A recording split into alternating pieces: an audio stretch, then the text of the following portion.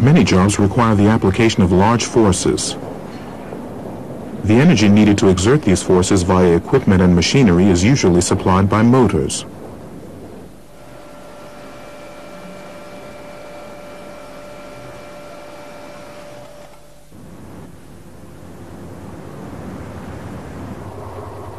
But the energy provided by a drive unit is often in a form not suitable for directly powering the working elements.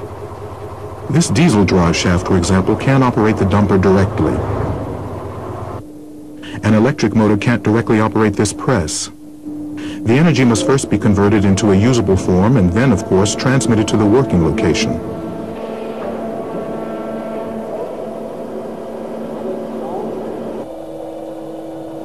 That, for example, is what hydraulics does when it uses a fluid as a medium for transmitting force and controlling movement. Several physical properties of fluids make this possible.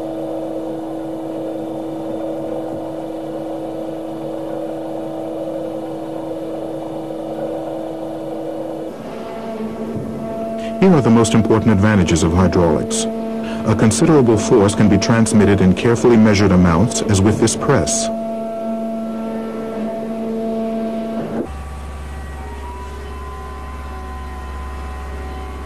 Hydraulic drives have a very good performance-to-weight ratio, which is an advantage in mobile systems.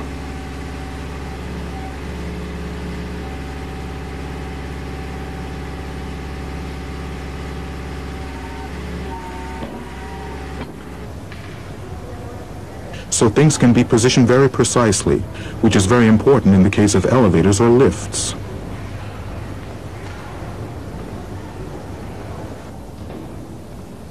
Hydraulic motion is uniform, and speeds are variable.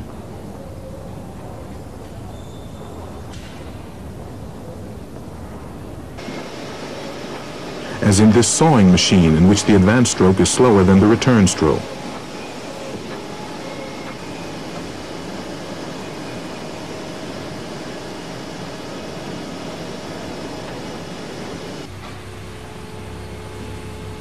Hydraulic systems can be started up under maximum load. This is important, for example, in platform lifts. Effective overload protection is also easy to implement.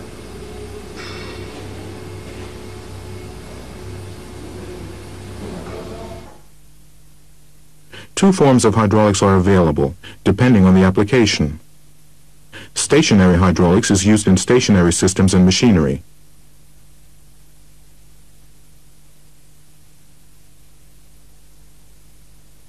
Mobile hydraulics is used in construction, vehicles, and aircraft. But the physical laws involved are the same in both forms.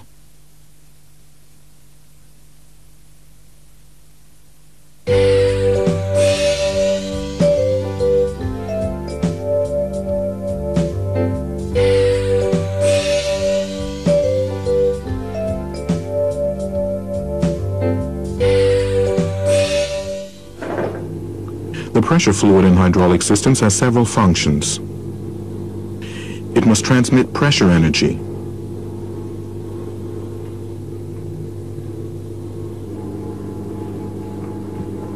And it must also serve as a lubricant for moving parts in the system, while at the same time protecting metal parts from corrosion.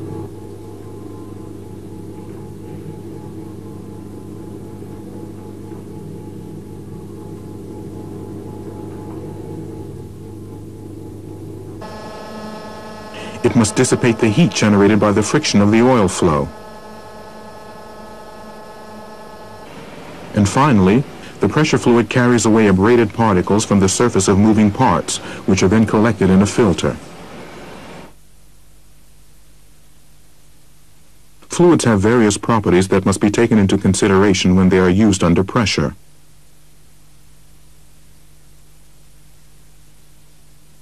Water is very thin, so we say that it has a low viscosity. It provides no protection against corrosion and has almost no lubricating properties. This means that if it is not part of a mixture, it is not suitable as a hydraulic fluid. In general, mineral or synthetic oils are used in hydraulic systems. This is an oil with low viscosity. And here we have an oil with high viscosity, or, in other words, a viscous oil. Additives can change the physical properties of hydraulic oils. So by adding substances to oil, it can be made suitable for a particular hydraulic application. Incidentally, unlike air, hydraulic oils can be compressed only minimally, about 7% by volume. That's one of the reasons why hydraulic systems can work so precisely.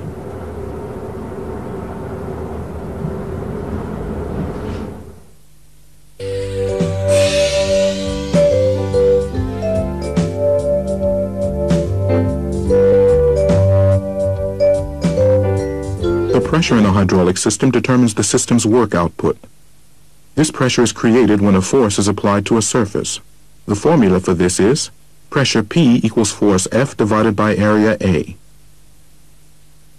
If pressure is applied to a fluid in a closed system, the same pressure is present at every point in the system. Or in other words, the fluid is under the same amount of pressure everywhere in the system. This phenomenon was discovered in the 17th century by Blaise Pascal and formulated in what is called Pascal's law. An experiment will demonstrate this. The same pressure is present in all of these tubes, as we can see by the height of the fluid level.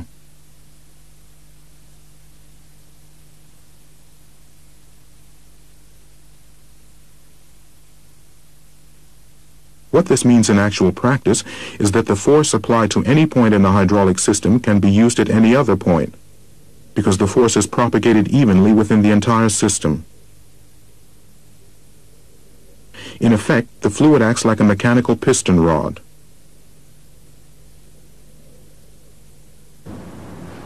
The operating speed in a hydraulic system is determined by the flow rate. This is the amount of fluid that flows through a line per unit of time. Or, expressed as a formula, flow rate Q equals volume V divided by time T.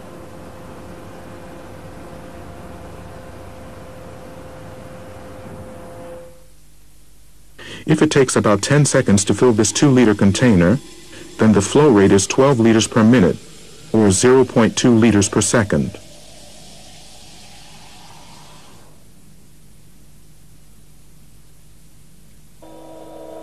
If we assume a flow rate here of 2 liters and the volume on the piston side of the cylinder is 160 cubic centimeters, then it will take approximately 5 seconds for the cylinder chamber to fill up completely with hydraulic fluid and advance the piston.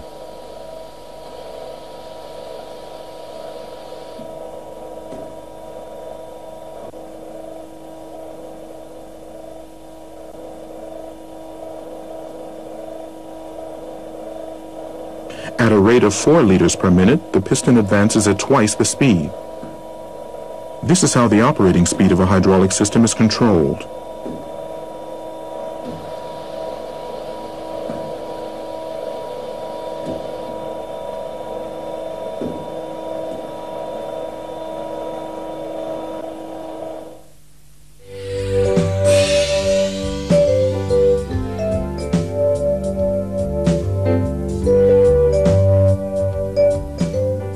We've seen how the propagation of pressure in a closed system can transmit force.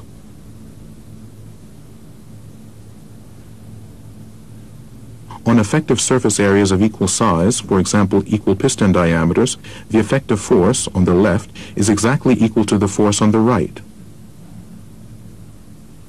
When equal weights are used in our experiment, we achieve a balance of force.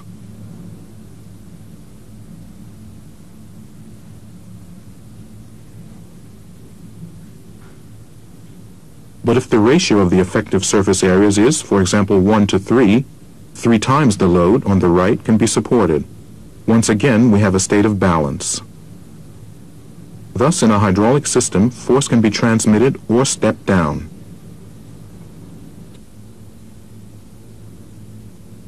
The same applies to displacement. Here we have equal piston surface areas in both cylinders. When the piston on the left travels a certain distance downward, the right-hand piston rises by the same distance. But if the right-hand piston has 3 times the surface area, it travels only a third of the distance of the left piston. This way, large masses can be moved with comparatively little exertion of force, as in the case of this hydraulic jack. On the one side we have low force with high displacement, while on the load side we have a large load with small displacement.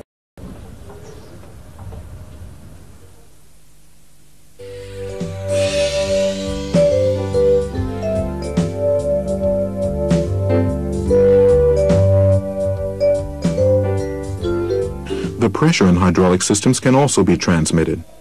In our example, a pressure of 50 bar is applied to the left side of the cylinder. This exerts a force which, of course, also acts on the right side. But since the piston surface on the right side is only about half as large, which we'll discuss in just a moment, the resulting pressure is approximately twice as high, that is, about 90 bar.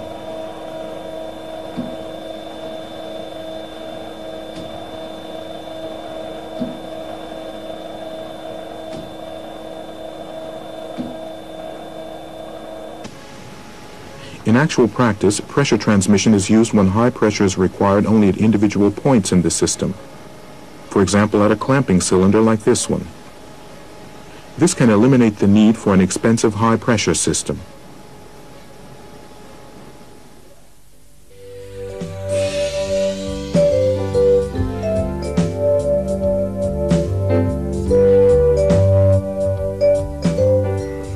Different points within a hydraulic system have different cross-sections. But because flow rate is the same throughout the system, flow velocity is higher through narrow passages. At flow velocities of less than 4 to 6 meters per second, the fluid flows evenly, although slightly faster in the center of the pipe than along the walls. This is called laminar flow.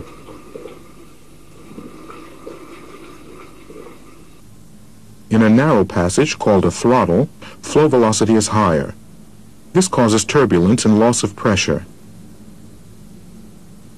The higher the flow velocity, the lower the pressure. Our experiment shows this clearly. The lowest water column is over the narrow passage in the middle tube, which means that pressure is lowest at this point.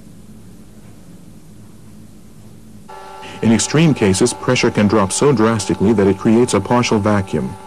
This causes bubbles to form from air dissolved in the hydraulic oil.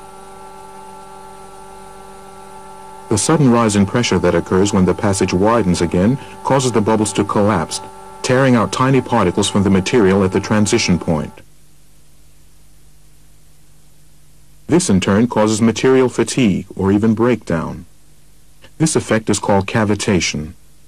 In practice, these phenomena occur primarily in the bores of components and at the control edges of valves. Every place where there is a change in cross-section. The sudden compression of the gas bubbles when pressure rises again causes high temperatures. If these temperatures exceed 830 degrees centigrade, it can cause spontaneous combustion, as happens in a diesel engine. This leads then to small shock waves throughout the system and premature aging of the hydraulic oil.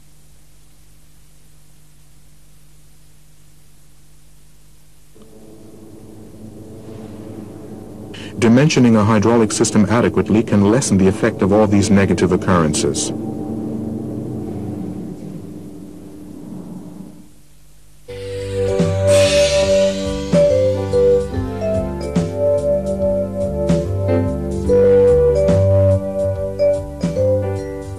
A hydraulic system gets its energy from an external source.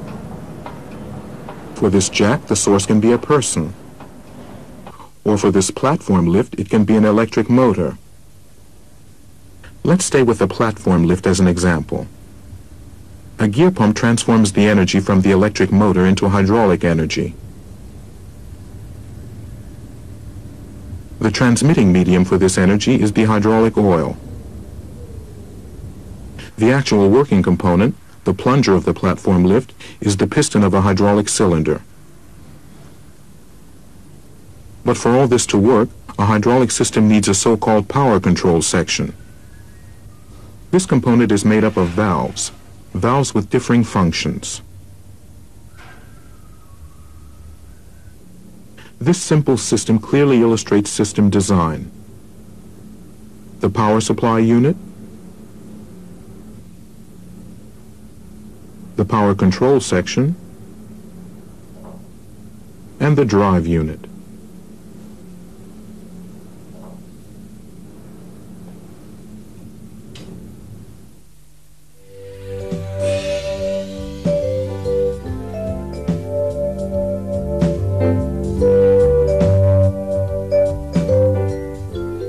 In the power supply unit, mechanical energy is converted into hydraulic energy, and the hydraulic fluid is conditioned. The main components in this unit are the drive motor, the safety valve, the oil reservoir, and the pump. This is an external gear pump. It creates a continuous flow of fluid. And this is how that's done. The suction chamber is connected to the oil reservoir. When the two gear wheels turn, the volume of the chamber increases slightly whenever a tooth leaves a gap. This creates a partial vacuum in the suction chamber, which then causes the oil to be drawn out of the reservoir. Oil is transported between the gear teeth along the chamber walls to the pressure chamber. The intermeshing teeth prevent the oil in the middle from flowing back. The oil now flows from the pressure chamber into the line, where it is displaced by the oil being supplied continually from the gear wheels. Initially, the pump doesn't create pressure, but only a fluid flow.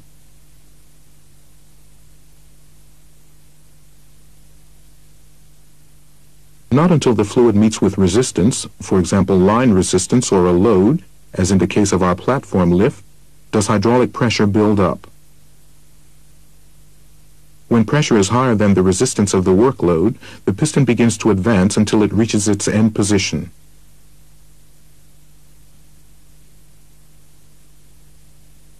If the pump continues to supply fluid and pressure continues to rise, something will eventually have to give. Either the line will burst, or the pump or cylinder will be damaged. This is prevented by a pressure relief valve, which is set to the maximum pressure of the pump. It doesn't open until this pressure has been reached, at which time it channels the hydraulic oil back to the reservoir. It's usually combined with a pressure gauge to form a unit. This external gear pump generates a constant flow rate. So what we have here is a constant action pump system.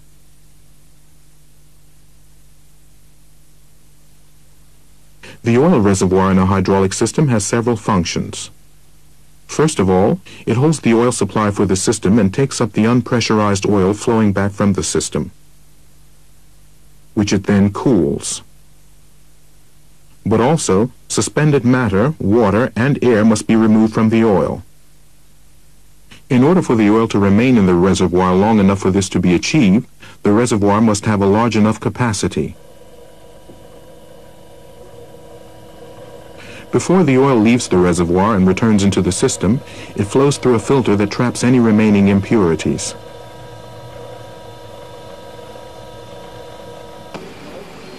About 70% of all malfunctions in hydraulic systems are due to impurities in the oil. This is why it's so important to service the filter unit regularly. Incidentally, there are filters in the suction line, or in pressure lines, or in the return line.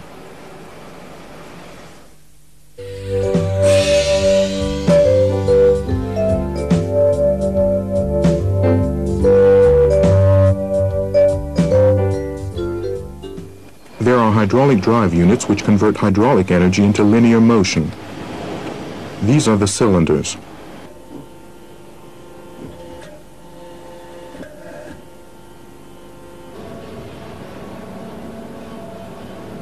Rotary drives, or as they are also called, hydraulic motors, generate rotary motion.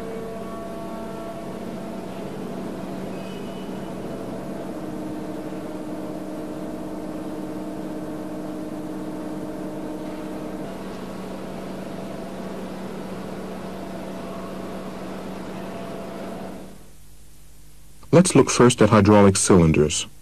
The single-acting cylinder. This is a single-acting cylinder and its circuit symbol. It has one port for a working line.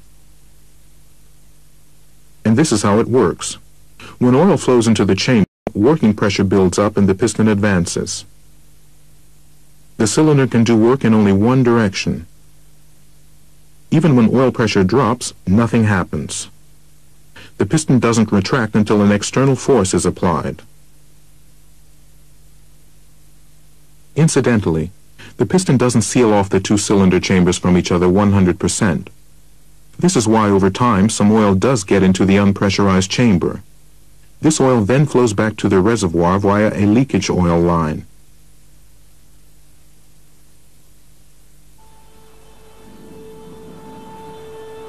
Here we see a single-acting cylinder in a scissor-type elevating platform.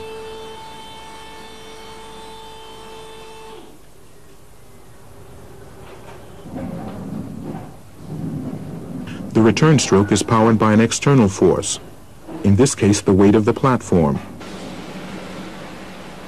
But there are also single-acting cylinders with spring return.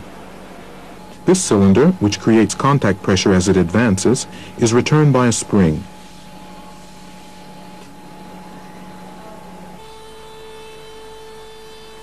The single-acting cylinder in this scissor-type elevating platform is a so-called plunger cylinder. Here the piston and rod diameters are the same.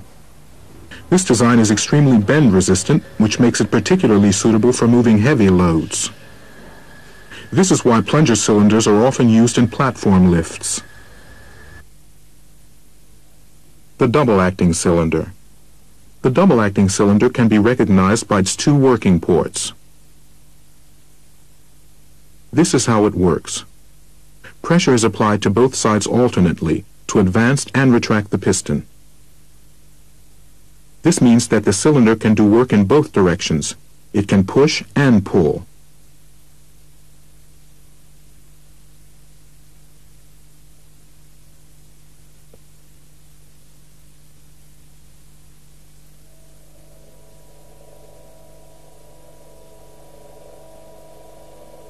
The cylinder retracts faster than it advances.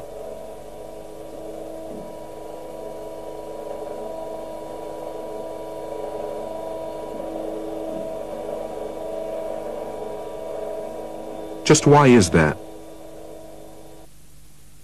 Well, here we can see why. The chamber on the rod side is smaller, with the rod further reducing the effective rod surface area.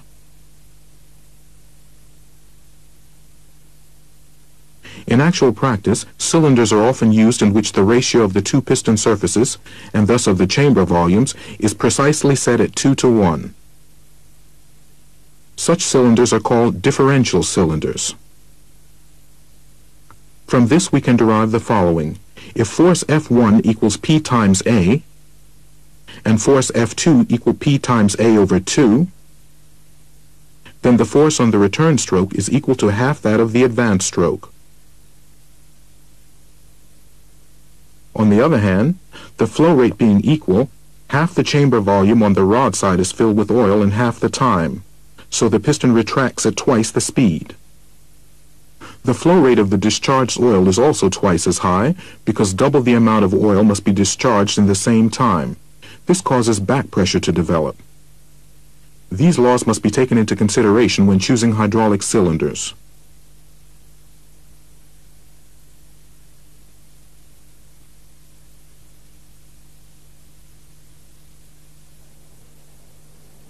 In this special cylinder for a press, the piston rod has almost the same diameter as the piston, making the difference between the two piston surface areas extreme.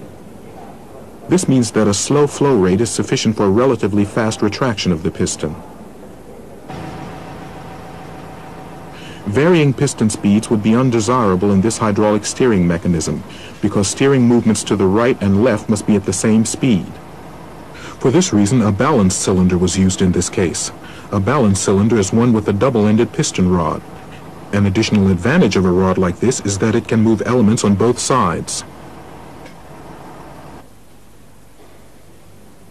A hydraulic cylinder with a long stroke and a relatively short length is the telescopic cylinder, which comes both as a single-acting and a double-acting cylinder. And now to hydraulic motors. Basically, they function just like hydraulic pumps, only the other way around. The hydraulic oil, which is under pressure, drives two intermeshing gear wheels. It flows along the chamber wall and becomes almost unpressurized because it only has to overcome line resistance as far as the oil reservoir. An important characteristic of hydraulic motors is the consumed volume V. This is the quantity of oil that the motor can take in one revolution. Rotational speed N is calculated from flow rate divided by consumed volume.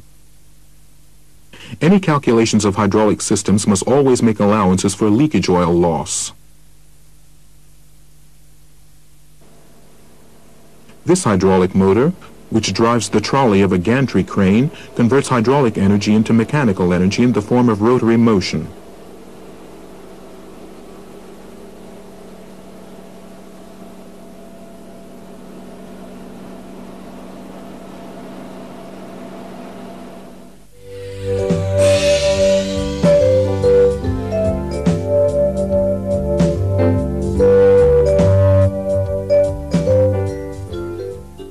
In the chapter Designing a Hydraulic System, we saw that between the power supply unit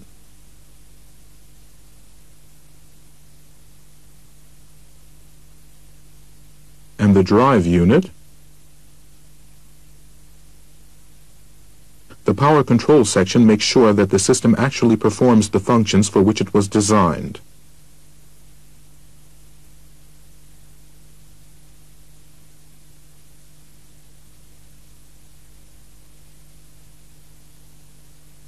Valves are the components in the system that control the energy flow, that is, the oil flow.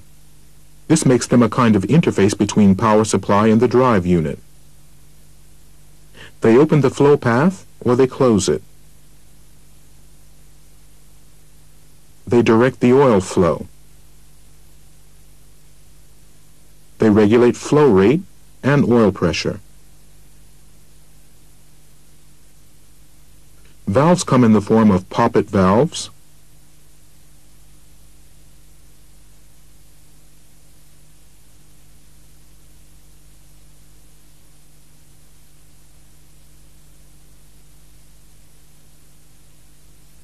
and slide valves.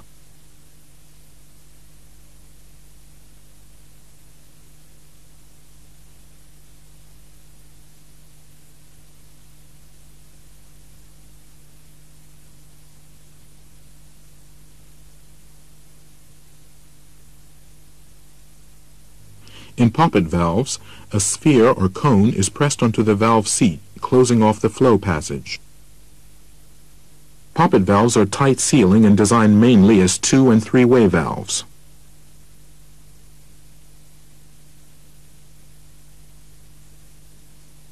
In slide valves, pistons open or close flow paths by moving back and forth, thus sealing off or opening bores. The piston needs a certain amount of tolerance, which is why this type of valve doesn't seal as tightly as poppet valves, so they're only used for pressure of up to 315 bar. Slide valves can open or close several flow paths at once.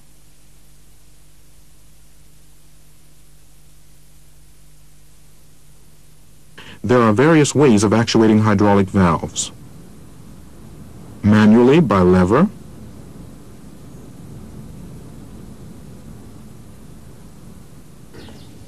or by foot pedal,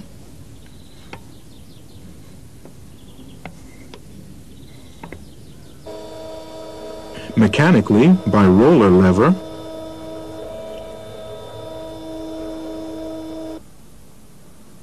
or by spring,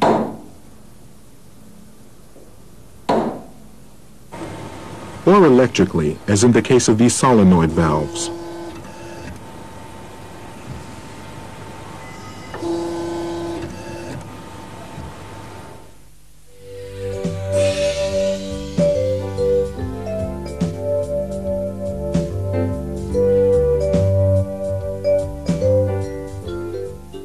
The function of directional control valves is to control the flow path of the hydraulic oil. This is a 2-2-way valve with its circuit symbol. It has 2 ports and 2 switching positions, which is where it gets its name. And this is how it works. In one of the 2 switching positions, the flow of hydraulic oil is blocked. In the other, it's opened.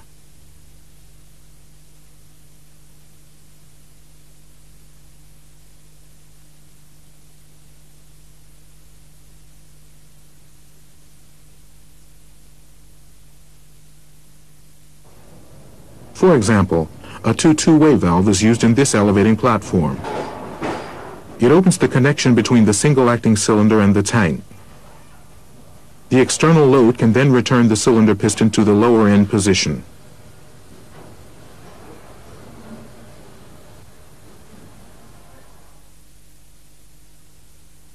As its name says, a two-way valve also has two switching positions but three ports.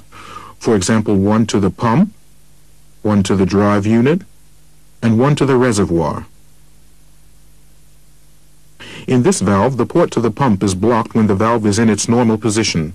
When the valve is actuated, the hydraulic oil can flow to the cylinder. The piston advances. When the valve is released, the flow of oil is stopped. In our example, an external force presses the piston back into its retracted end position and the hydraulic oil to the reservoir, because the port to the reservoir is now open.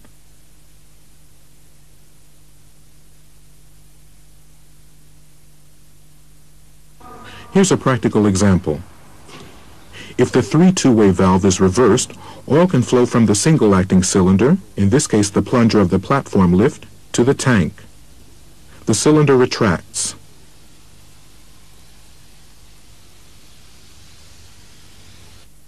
This is a two-way valve, a valve with 4 ports and 2 switching positions. An additional working port has been added here.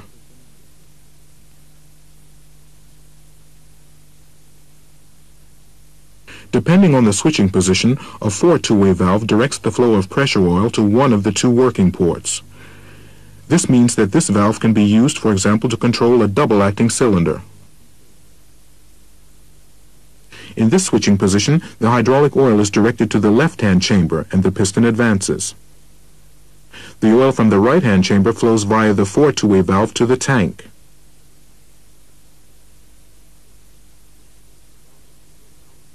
If the valve is reversed, both flow paths for the oil are reversed. The piston retracts again. In this switching position, the cylinder is advanced when the valve is in its normal position. When the valve is actuated, the cylinder retracts.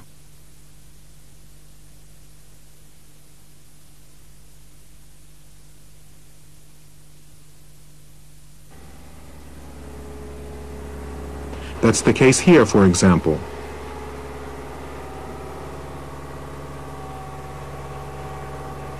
When the excavator shovel is opened.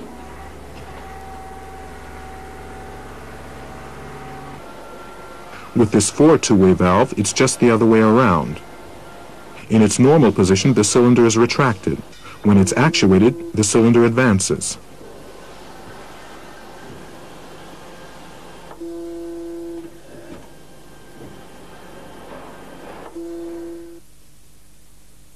This valve differs from the two-way valve in that it has 3 switching positions. It's a three-way valve.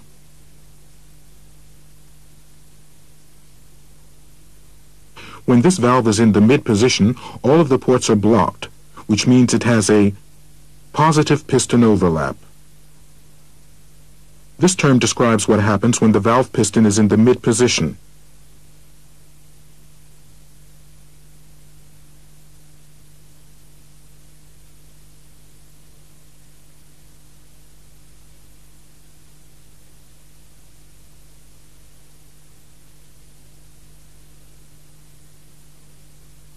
With this valve, the motion of the piston can be stopped or reversed at any point.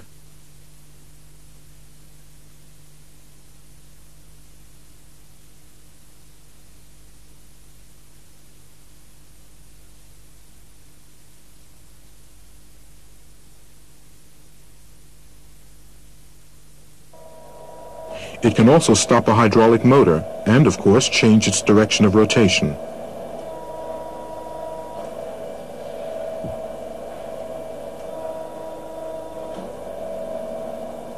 This is the circuit symbol for a three-way valve with positive piston overlap. With this three-way valve, we have a negative piston overlap. As we can see, the supply and exhaust ports are not closed by the pilot piston in the mid position. All lines are interconnected.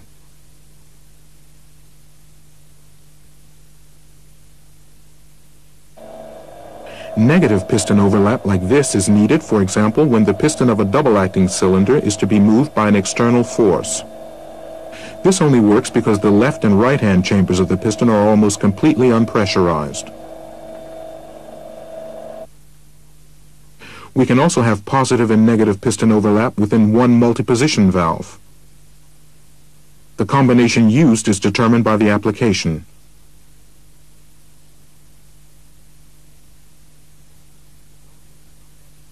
In the valve represented by this circuit symbol, the function has the same effect on the drive units. It stops them. But the pressure port to the pump and the reservoir return line are connected.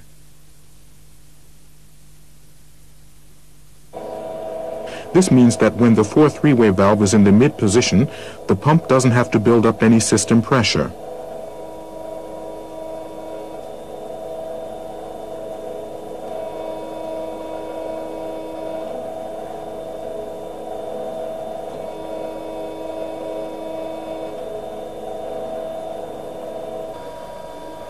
This experiment illustrates another characteristic of directional control valves, switching overlap. This characteristic determines how a valve will behave during switching. Here we have a valve with positive switching overlap, which means that during the transition from one switching position to the other, the ports remain blocked and are not opened until the end position has been reached. This has the effect of maintaining system pressure during the switching process, so that a drive under load does not momentarily sink. The drive unit starts abruptly. The circuit symbol shows this clearly. Switching overlap is noted to the right and left of mid-position in the broken line box. And here the ports are closed.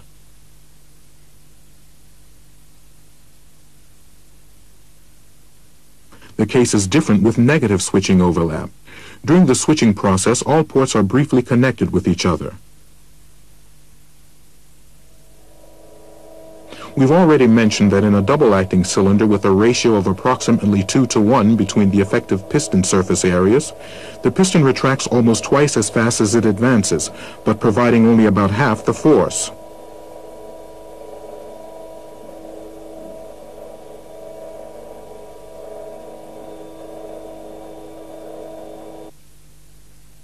To make advance and retraction the same, a 3 two-way valve can be used to set up a differential circuit. The line to the piston rod chamber is not connected to the valve, as is normally the case, but is connected to the pressure line between the pump and valve. As we can see, this means that the rod side is always under full system pressure. When the valve is actuated, the pump builds up pressure in the left-hand chamber as well. The piston moves because the effective piston surface area on this side is larger than on the other. This causes additional oil to be pushed from the right-hand chamber into the left. So we get a higher flow rate consisting of the pump delivery and the recirculated oil. Since both have the same flow rate, the piston advances at twice the speed, making advance and return speed the same, but only with half the force.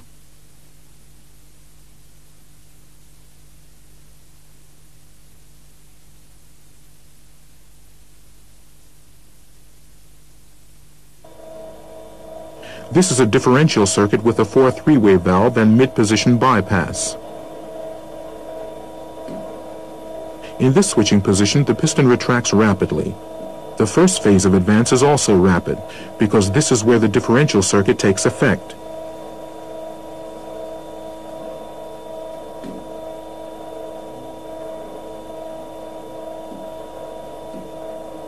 In the second phase, the piston continues to advance, but only half as fast.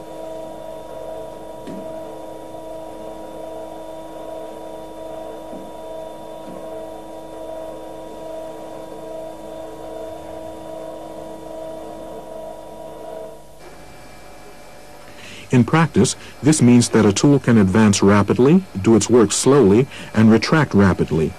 This shortens machine cycle times.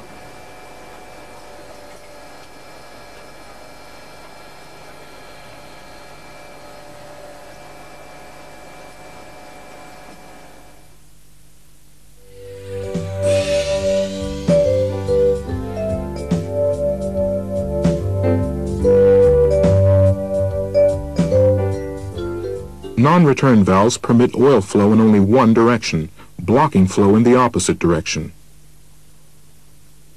Because of the tighter seal of this valve design, non-return valves are always constructed as poppet valves. The shutoff element can be free or spring-loaded. When oil begins to move in the direction of flow, the cone is pushed off its seat and the oil passage opened.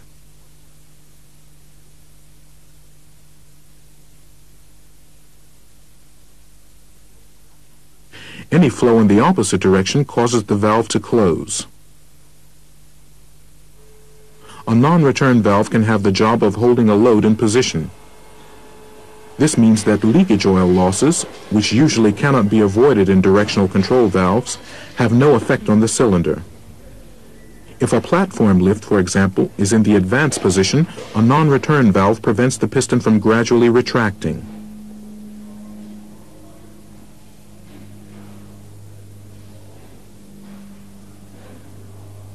But when the piston is to retract, the non-return valve must of course release the block.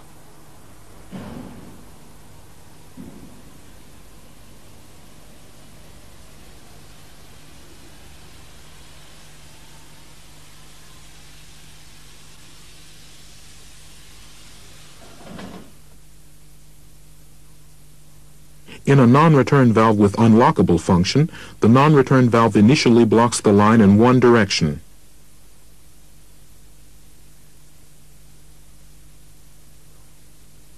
When the valve is to be released, the seat is lifted hydraulically via a control line and the working line is open for the return flow of the oil.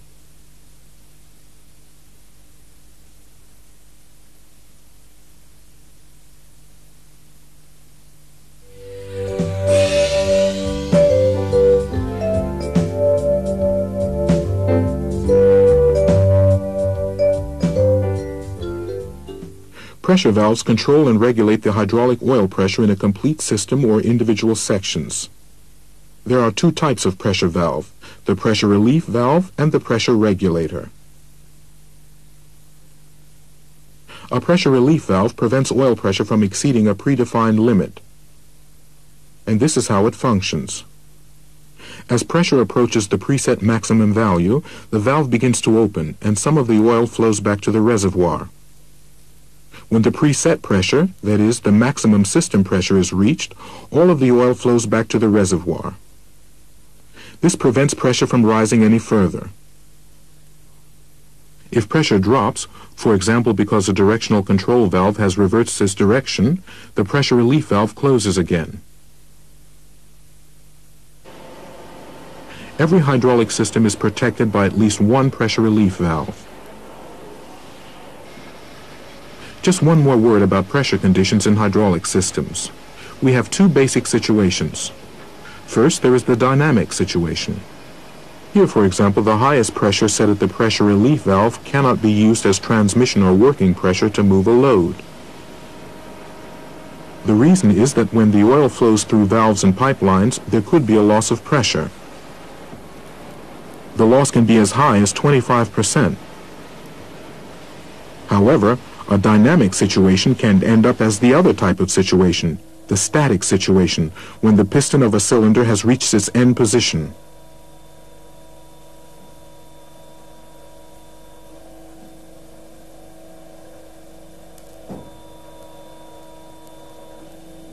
This means that the system reaches its highest power consumption when the actual work, in this case lifting, has been completed.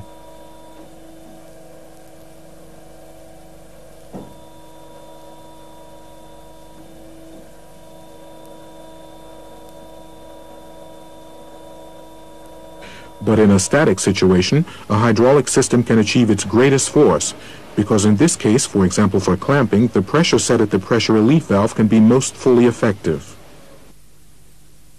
The pressure regulator. If a system has two drive units that are to exert different amounts of force and thus require different pressures, a pressure regulator can limit the pressure for one drive to a lower value.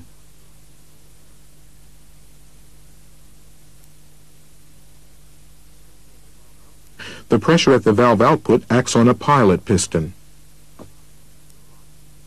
When pressure rises, the pilot piston is moved against the force of the spring shortly before it reaches the set value. Under certain conditions, this could happen while the piston is still moving in the cylinder. When the piston has reached its end position, the pressure continues to rise. This has the effect of the pilot piston closing off the pressure line completely, making it impossible to exceed the value set at the pressure regulator.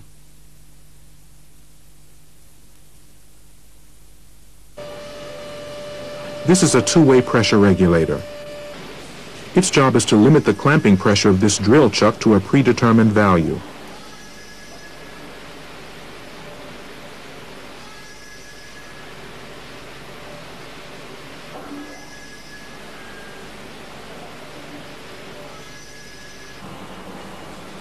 If we were to use a two-way pressure regulator in this machine, changes in pressure would occur during the cutting of the thread. This, of course, would not be desirable. So we combine the function of a two-way pressure regulator with that of a pressure relief valve to form a three-way pressure regulator that keeps pressure constant during the work process.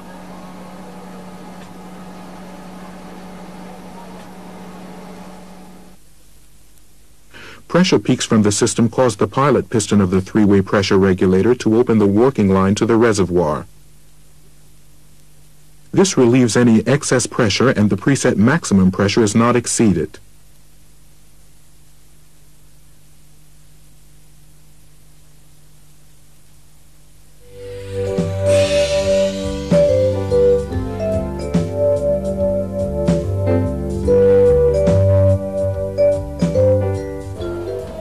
Flow control valves, in conjunction with the pressure relief valve, control the working speed of hydraulic drive units.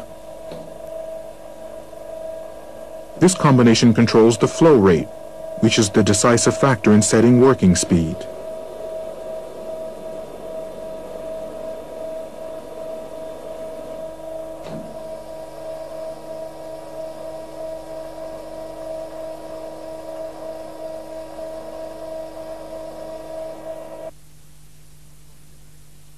Constant action pumps then supply a uniform flow rate. This means that a reduction of the cross-section alone would only lead to an undesirable increase in the speed of flow and, of course, to an increase in pressure upstream of the throttle point. But the flow rate remains unchanged.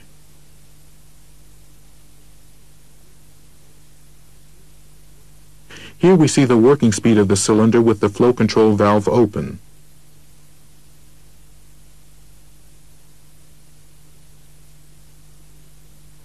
If the restrictor causes an increase in resistance, the pressure rises prior to this. The pressure relief valve begins to open, which causes the fluid flow to be divided. One part flows to the cylinder, the other back to the reservoir.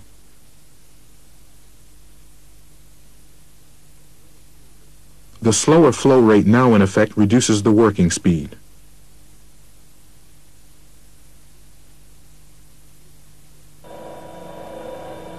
Here we see yet another effect of the flow control valve.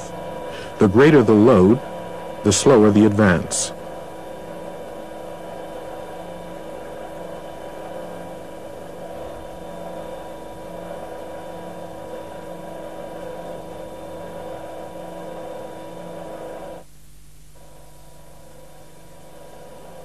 A circuit that is not load dependent can be constructed with a flow control valve.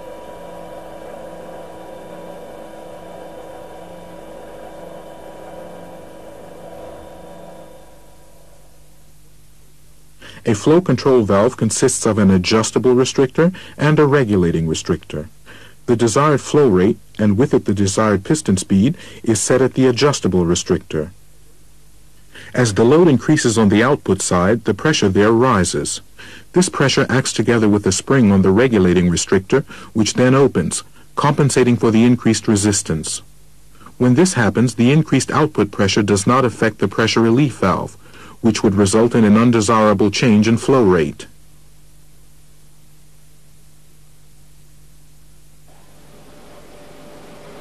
Here's an example.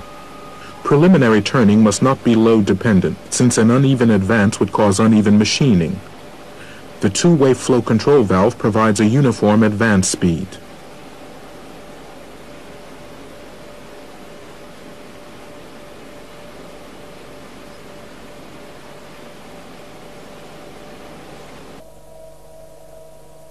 There are two ways to control the flow rate. Here we see control of oil supply. Restricting the flow in the supply line for advancing the piston causes the oil to heat up, but warm oil reduces the precision of piston motion in the cylinder.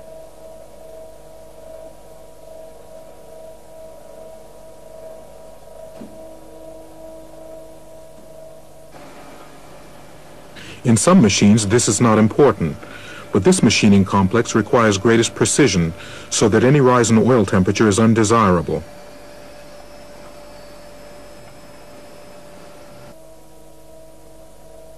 So in a case like this, it's better to restrict the flow in the exhaust line. By this we mean that the flow of oil to the reservoir is restricted, because it doesn't matter if the oil heats up. At the same time, the cylinder piston is hydraulically clamped. But remember that the surface area ratio between the piston sides causes a transmission of pressure to take place. So the system must be suitable for the resulting high pressure.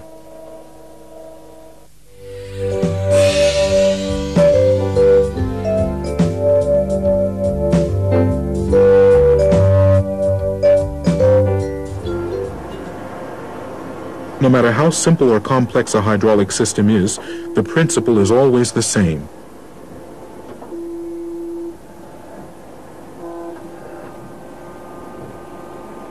The power supply unit converts other forms of energy into hydraulic energy, creates the pump delivery flow, and conditions the hydraulic oil.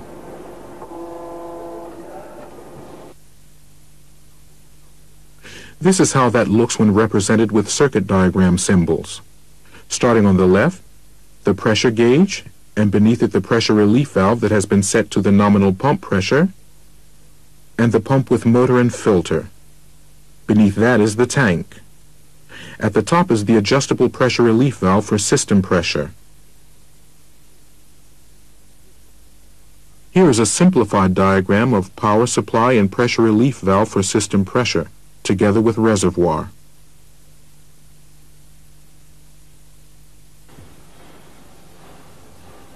In the power control section, the energy medium, that is, the hydraulic oil, is controlled according to the functions of the individual system parts. Direction of flow, pressure, flow rate. These are the jobs performed by valves. Directional control valves, pressure valves, flow control valves, and non-return valves. And this is a representation of a power control section in a circuit diagram.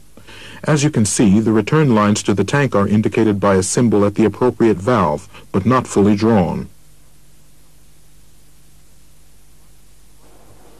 Finally, we have the drive unit, where the actual work is done. But what we have here basically is another energy conversion, from hydraulic energy into mechanical energy.